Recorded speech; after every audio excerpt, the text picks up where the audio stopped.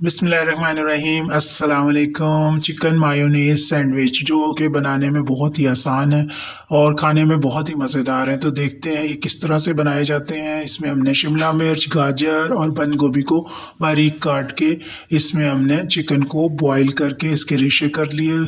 Chicken में हमने नमक और काली मिर्च डाल के इसको बॉईल कर लिया। अब हमने एक बाउल में ये सारी सब्जियां डालनी है और इसमें हमने चिकन को और ये सारे बैटर को मायोनीज़ 1 कप लेके इसमें अच्छे तरीके से मिक्स कर देना है। ये बैटर बना लेना है।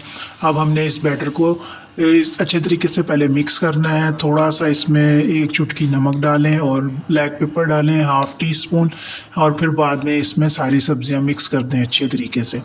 अब आपने इसको अच्छे तरीके से बैटर को मिक्स करना है। अगर आपको ये थिक लगे तो फिर इसमें आप थोड़ी-सी मायोनीज़ और शामिल कर लें और ये लिक्विड सा बैटर आपका बन जाएगा। अब आपने डबल रोटी के किनारे साइडों से काट लेने हैं और आपने 3 स्लाइस का एक सैंडविच बनाना है।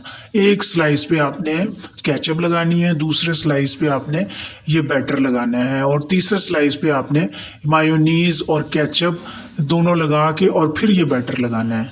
तो इस तरह से आपके ये 3 स्लाइस का एक सैंडविच तैयार हो जाएगा। तो आपने ये सैंडविच को दरमियान से कट कर लेना है और ये देखिए बड़े मज़ेदार हमारे सैंडविच तैयार हो गए हैं। तो आप इसको अगर चाहें तो प्लास्टिक के शीट में भी कवर कर सकते हैं, तो ये नरम रहेंगे। तो ये ट्राई ज़रूर कीजिएगा अपने घर में ज़रूर इसको बनाएं रफ़्तारी में और आपको रेसिपी पसंद आए तो लाइक करें, वीडियो को शेयर करें और चैनल को सब्सक्राइब करें। अपनी दुआओं में याद रखिएगा। अल्लाह हाफ़िज़।